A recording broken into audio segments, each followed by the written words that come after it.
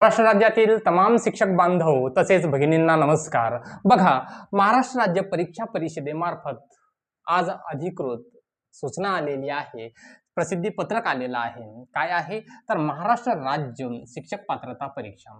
महाराष्ट्र राज्य शिक्षक पात्रता परीक्षा जी आहे ती 21 जून 2026 रोजी होणार आहे, 23 ऑगस्ट 2013च्या शासन निर्णयानुसार।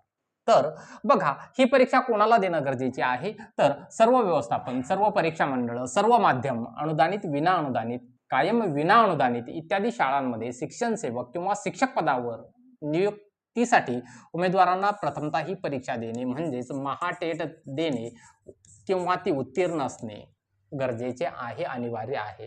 तर या परीक्षेसाठी ऑनलाईन अर्ज भरायला सुरुवात होणार आहे 27 मार्च 2026 पासून आणि 16 एप्रिल 2026 पर्यंत हे फॉर्म भरण्याची अंतिम मुदत आहे। 27 मार्च ते 16 एप्रिल पर्यंत आपल्याला फॉर्म भरण्यासाठी मुदत दिलेली आहे।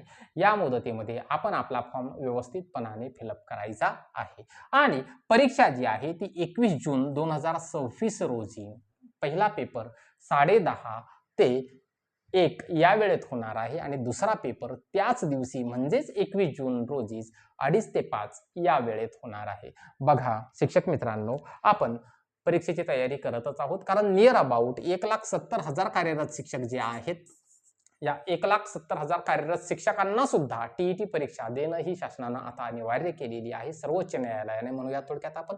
आणि यासाठी पेपर क्रमांक 1 जो आहे यासाठी बालमानसशास्त्र, मराठी, इंग्रजी, गणित आणि पर्यावरण अभ्यास असे जे काही 5 विषय आहेत, या 5 विषयांचा अभ्यास आपल्याला करायचा आहे। आपल्याला ज्ञात आहे की आपल्याला 30-30 प्रश्न 30-30 गुणांसाठी आपल्याला प्रिपेअर करायचे आहेत।